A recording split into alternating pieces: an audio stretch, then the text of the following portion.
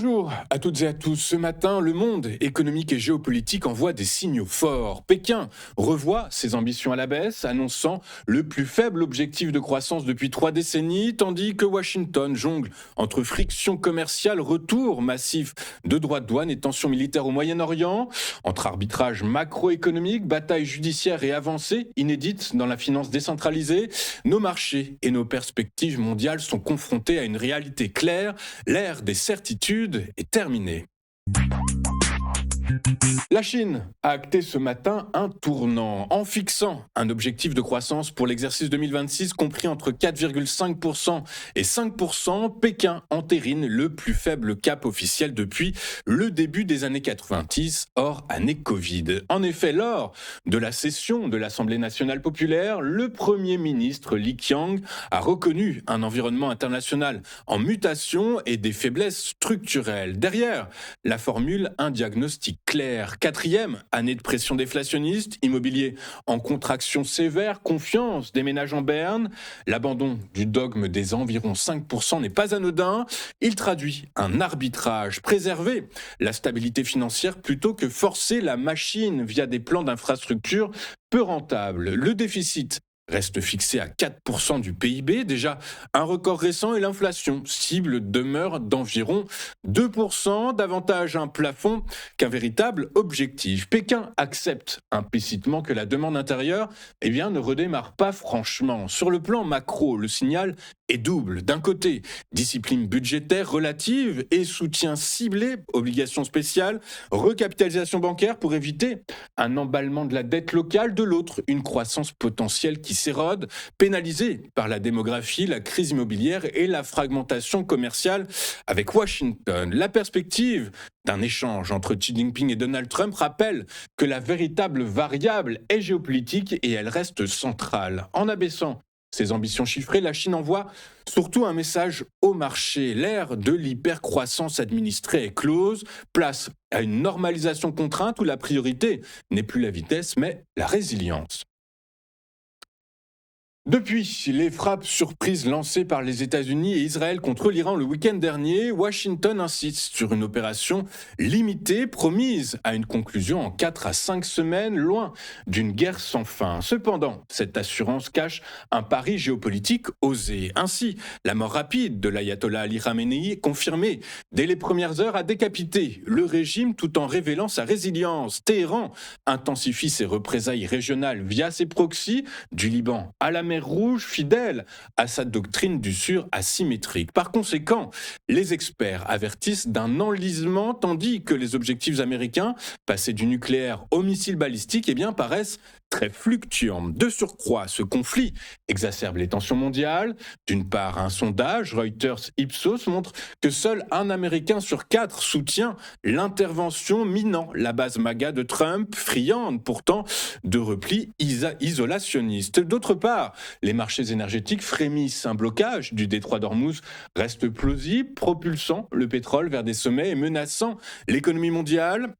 En définitive, si une victoire cinétique rapide semble envisageable grâce à la supériorité technologique américano-israélienne, l'absence de vision post-conflit, changement de régime ou simple containment risque de transformer l'opération Epic Fury en bourbier. Ainsi, Trump navigue entre hubris néoconservateur et impératif domestique dans un Moyen-Orient où la défaite iranienne n'implique pas forcément la stabilité.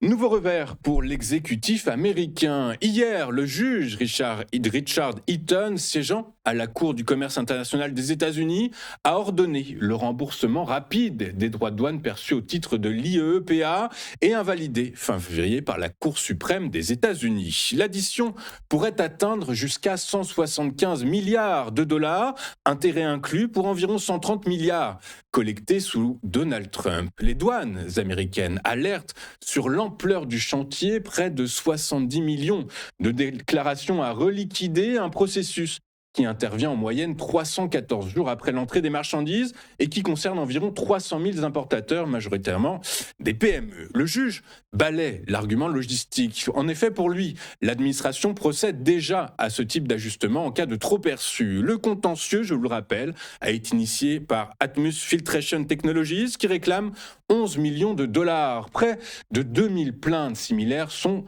en cours. Sur le plan économique, l'effet pourrait être significatif. Restitution massive de trésorerie aux entreprises importatrices, baisse effective des coûts et possible soutien aux marges, voire au prix à la consommation.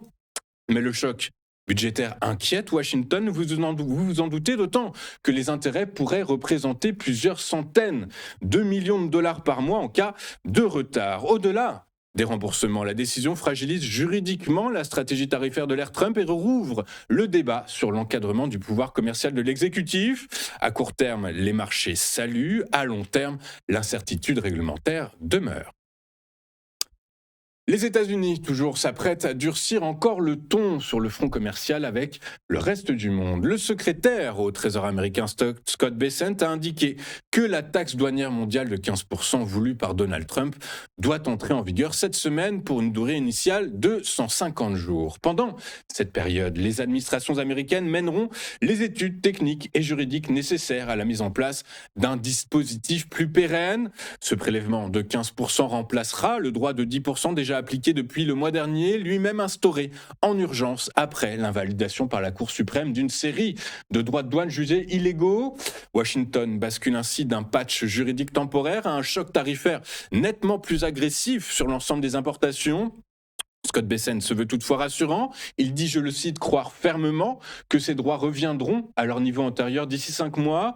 Reste que dans cet intervalle, les entreprises exportant vers les États-Unis devront absorber une hausse immédiate du coût d'accès au marché américain avec des répercussions possibles sur les chaînes d'approvisionnement, les prix à l'importation et à terme sur l'inflation. Un nouvel épisode dans la stratégie de pression commerciale généralisée assumée par l'administration américaine.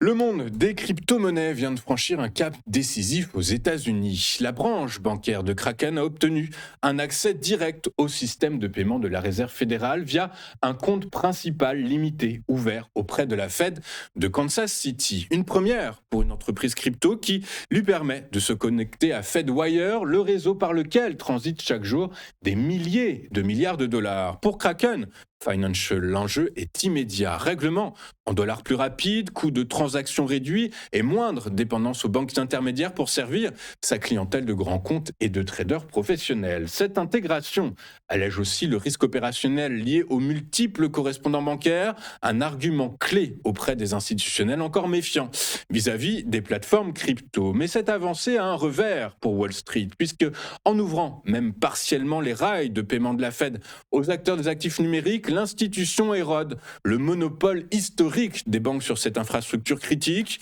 Les lobbies bancaires alertent déjà sur un risque accru pour la stabilité du système de paiement et sur une concurrence directe sur les services de transaction. Portée par une administration Trump très pro-crypto, vous le savez, la décision pose une question d'ordre macro, jusqu'où connecter la finance décentralisée au cœur de la plomberie monétaire américaine. Le Sénat américain vient de refermer, au moins provisoirement, la parenthèse d'un possible bras de fer institutionnel avec Donald Trump sur la guerre en Iran. Hier, une résolution sur les pouvoirs de guerre censée contraindre le président américain à se retirer du conflit a été rejetée par 53 voix contre 47. Porté par le démocrate Tim Kaine et le libertarien Rand Paul, le texte avait surtout valeur de signal.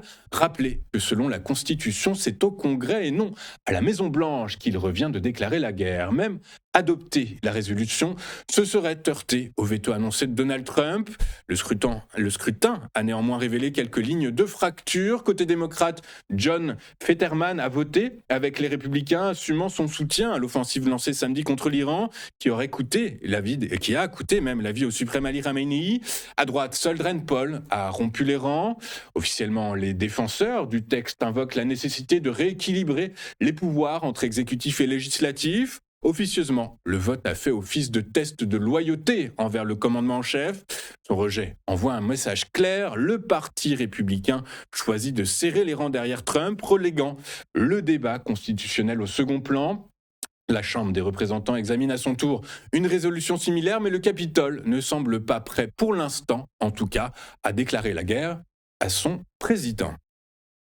Avant de faire un point sur les performances des principaux actifs mondiaux, regardons ce à quoi les investisseurs seront attentifs aujourd'hui. Et vous en doutez, deux choses. D'abord la macro avec la publication à 14h30 aux États-Unis des nouvelles inscriptions hebdomadaires au chômage pour la semaine passée. Côté monétaire, c'est le discours de Christine Lagarde, présidente de la Banque centrale européenne, qui sera particulièrement suivi à 18h. On attend de voir quelle est son analyse de la situation au Moyen-Orient et dans quelle mesure son institution pourrait être amenée à choisir entre un risque éventuellement de retour de l'inflation ou bien un risque sur la croissance. Et sinon, inévitablement, c'est la géopolitique qui sera au cœur des attentions des investisseurs. Ce matin, on a appris que Tsahal avait lancé une nouvelle salve de missiles sur l'Iran. Inévitablement, ce sont les cours du pétrole qui s'étaient un peu assagis hier, qui repartent nettement à la hausse aujourd'hui. On fera un point tout à l'heure, mais ils prennent plus de 3,5% pour le Brent et près de 3,7% pour le WTI. Donc, écoutez, on verra tout ça également avec Jean-Marc Daniel, dans quelle mesure ces pressions haussières sur les cours du pétrole sont peut-être de nature à éventuellement faire craindre un retour de l'inflation dans les économies mondiales. Mais sinon, voilà, donc c'est inévitablement la géopolitique qui sera au cœur des attentions des investisseurs. Je vous rappelle, alors c'est très intéressant, un article du New York Times hier qui disait que les services secrets iraniens avaient approché les services secrets américains, notamment la CIA, pour éventuellement commencer à réfléchir à un accord de paix, en tout cas un cessez-le-feu. C'est ce qui avait détendu un peu les marchés hier.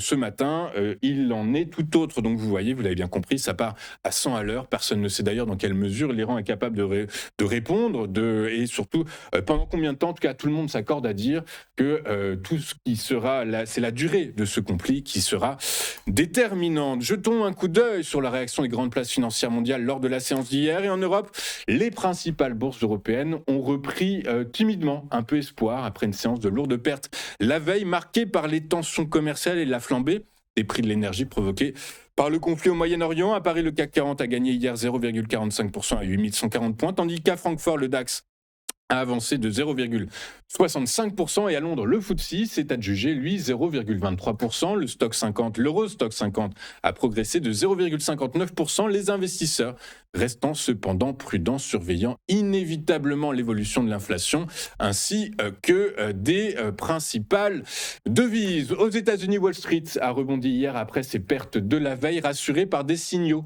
de négociation entre l'Iran et les États-Unis, comme on vient de vous l'annoncer, entre les services secrets iraniens et la CIA, ainsi que par l'annonce de Donald Trump d'escorter les pétroliers dans le détroit d'Ormuz, annonce qui a fait pchit, on s'en est bien rendu compte. En tout cas, à cette heure-là, le Dow Jones a gagné 0,49% à 48 739 points, le S&P 500 a progressé de 0,78% à 6 869 points, quant au Nasdaq, lui, il s'est adjugé 1,29% à 22 807 points. Le VIX a reculé d'environ 10% hier, signe d'un retour de confiance. Le livre beige de la Fed, lui, souligne une activité économique stable et des pressions inflationnistes persistantes. Enfin, les cours du pétrole ont terminé hier sans élan après l'envolée du début de semaine provoquée par la guerre au Moyen-Orient. Le Brent s'est établi à 81,40$ le baril et le WTI à 74,66$. Le trafic dans le détroit d'Ormuz, bien que réduit de 90%, reste